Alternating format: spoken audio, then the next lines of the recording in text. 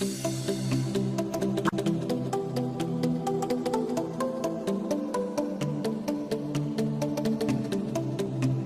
dia a todos!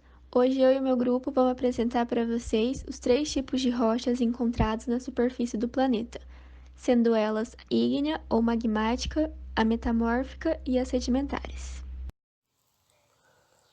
As rochas sedimentares são formações rochosas recentes.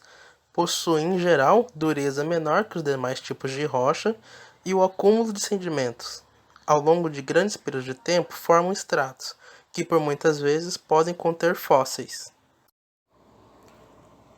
Rochas sedimentares. As rochas sedimentares são rochas formadas a partir do depósito e acúmulo sob pressão de partículas fragmentadas, os sedimentos, de outras rochas ou materiais orgânicos. Quanto à origem, as rochas sedimentares podem ser classificadas como rochas clásticas, de origem sedimentar, rochas químicas, de origem química e mineral, e rochas orgânicas, originárias de restos de animais e vegetais. As rochas sedimentares podem ser encontradas sobre os continentes e no fundo dos oceanos. Por se tratar de um ciclo fechado, não é possível dizer onde está o seu início e onde está o seu fim. Entretanto, para entendermos bem o processo, vamos considerar o começo do ciclo na transformação das rochas ígneas e sedimentares. Com os movimentos da Terra, muitas rochas ígneas se formam a quilômetros abaixo da superfície, acabam emergindo ao longo de milhões de anos. Essas rochas acabam sofrendo a ação de agentes externos, como a água, os ventos, a exposição ao sol e as chuvas, entre outros. Com isso, a rocha vai mudando suas características. Esse processo de transformação do solo por agentes externos é denominado intemperismo, e o resultado são as rochas sedimentares. Elas se formam quando os sedimentos gerados pelo intemperismo são depositados em fundos de rios, lagos e se aglutinam. As rochas, em geral, são empregadas na construção desde a mais remota antiguidade. Ao longo do tempo, a utilização deste material se intensificou e diversificou, e atualmente esse recurso natural vem sendo aplicado em diversas finalidades, seja como fundação, agregados para o concreto, pavimentação, alvenaria e revestimento de edificações. No caso das rochas sedimentares, temos o arenito, que é uma rocha composta por grãos de sílica ou quartzo, com cores variando entre branco e rosa, e contém razoável resistência ao risco. Pode ser usada como revestimento de pisos e paredes, e até fabricação de vidro. Outro exemplo é o calcário, que é composto por material carbonato. Suas cores variam de transparente a coloridas, dependendo das impurezas. É utilizada como matéria-prima para a indústria cimenteira, corretor de solo, adubo químico, brita e agregado para o concreto. Bom, agora eu vou falar sobre as rochas magmáticas. Elas são formadas pela solidificação do magma, ou seja, é quando o magma passa pelo processo de esfriamento e de solidificação. Elas são divididas em 2 grupos, sendo rochas intrusivas e rochas extrusivas. As rochas intrusivas, elas são formadas no interior da crosta terrestre e seu processo de esfriamento é mais lento. Ela possui textura fanerítica, ou seja, é possível observar os cristais de cada mineral. As rochas extrusivas são formadas na superfície terrestre, logo, o seu processo de esfriamento é mais rápido. Elas possuem textura vítrea e não é possível observar os cristais de cada mineral. Agora eu vou falar onde as rochas magmáticas podem ser encontradas. Elas podem ser encontradas na superfície terrestre, assim como o basalto.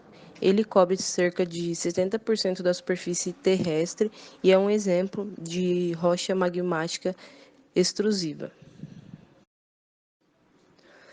As rochas magmáticas também podem ser encontradas em ambientes tectônicos. Elas surgem na superfície somente através de afloramentos que se formam graças ao movimento das placas tectônicas. Assim como o gabbro, ele é um exemplo de uma rocha magmática intrusiva, e nele é possível observar os cristais de cada mineral. As rochas magmáticas ou ígneas foram as primeiras a surgirem na Terra. Bom, a sua criação e continuamente o seu ciclo Ocorre de maneira onde o magma expelido dos vulcões, quando estes entram em erupção, entram em contato com o ambiente e esse magma, também chamado de lava, se resfria e se solidifica, formando as rochas magmáticas. Se esse processo de resfriamento e solidificação ocorrer no interior da crosta terrestre e de forma lenta, temos a criação das rochas magmáticas intrusivas, que só é possível para nós vermos essas rochas porque o seu afloramento ocorre do mesmo modo que ocorre o afloramento das montanhas, que é graças aos movimentos das placas tectônicas. Já o segundo processo, ele ocorre de forma rápida e no exterior da crosta terrestre. E as rochas que se originam desse processo são chamadas de rochas magmáticas extrusivas, e elas geralmente são formadas na superfície da Terra e em áreas oceânicas.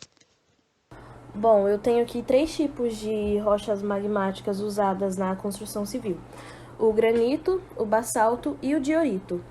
O granito, ele é usado em fundações, muros, calçamentos, agregado para concreto, ornamentação em pisos, paredes e diversos outros acabamentos. Utilizam muito ele para tampo de pia, lavatório, bancada, mesa e etc. O basalto, ele é utilizado como agregado para asfalto, pedra britada, pedra de calçamento e ornamentação. O diorito, ele é muito semelhante ao granito, mas ele tem o principal uso em arte mortuária. E é isso. Eu vou falar sobre as rochas metamórficas, que é um tipo de rocha que sofreu metamorfismo, ou seja, uma rocha que veio da transformação de qualquer outro tipo de rocha que já existia, só que agora com textura diferente e mineral também. E o que causou essa transformação? Os agentes metamórficos, que é a temperatura e a pressão. De acordo com a ação desses dois, a rocha vai ter uma textura diferente ou um novo mineral. Agora, quais são os tipos de metamorfismo? Existe onde elas são encontradas. Como elas vêm de outras rochas que já existiam, fica difícil ter uma definição concreta disso, mas frequentemente são encontradas nas profundezas da crosta terrestre ou aonde as placas tectônicas colidem. Onde elas são encontradas?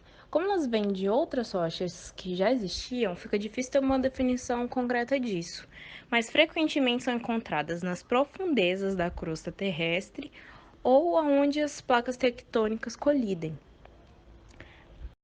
No slide, temos 2 exemplos de rochas metamórficas espalhadas pelo mundo.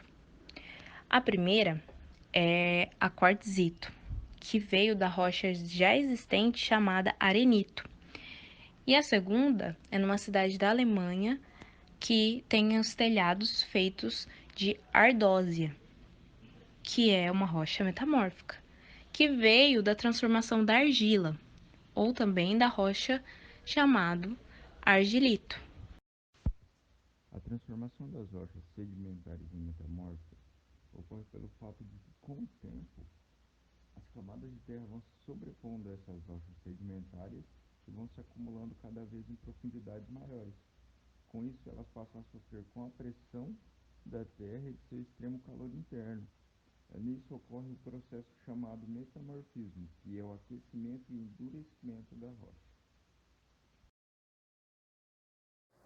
Bom, eu vou comentar sobre a aplicação na engenharia das rochas metamórficas, que é dada principalmente como objeto de decoração, pois são materiais de revestimentos muito duráveis, além de conferirem solidez e nobreza aos produtos. Muitas vezes utilizados como objetos ornamentais, pisos, calçamentos ou pias e bancadas, e também utilizadas como brita nas construções. São alguns dos principais exemplos de rochas metamórficas utilizadas na engenharia: a gneiss, rocha originada do granito, que devido à sua grande variação mineralógica e seu grau metamórfico, é amplamente empregada como brita na construção civil. Um fato interessante é que o Pão de Açúcar, no Rio de Janeiro, é uma formação rochosa em gneiss. Outro exemplo é a ardósia, formada do xisto, utilizada em bordas de piscinas e fachadas de muros. Outro exemplo muito utilizado na engenharia civil é o mármore, originado do calcário, muito utilizado em pias, bancadas, fachadas e outras aplicações diversas. Mas que atualmente, devido ao alto custo de sua aplicação, vem sendo substituído pelo porcelanato, que imita seu efeito decorativo.